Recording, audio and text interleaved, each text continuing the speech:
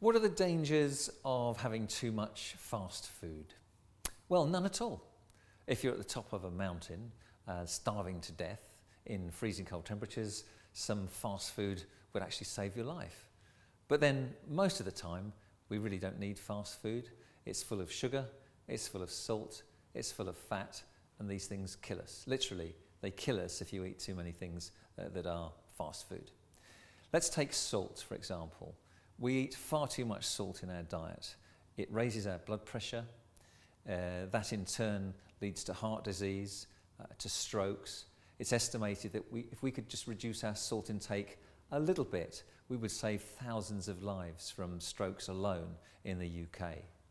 So fluid retention, high blood pressure, bad news. Too much salt has got to be bad. It makes us crave more salt. It's slightly addictive.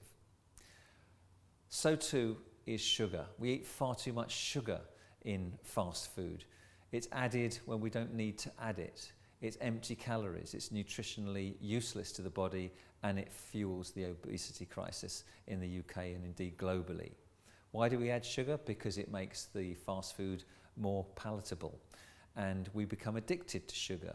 Sugar addiction is very powerful. It starts at a very young age, and it lights up. When we look at scans of the brain, those areas which work along the same pathways as addiction to alcohol, addiction to recreational drugs. So the sugar addiction is very powerful, and it suits the food industry to add extra sugar because it gets people to buy more of their products. You can say the same about salt. We're gradually beginning to reduce the added salt and sugar in some products, but it's still done on a voluntary basis, and far too many things contain too much of them. The same applies to saturated fat.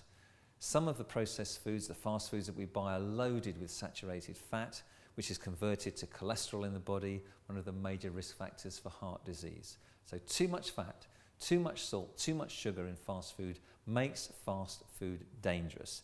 And that's why if you can do without it, you'll be healthier.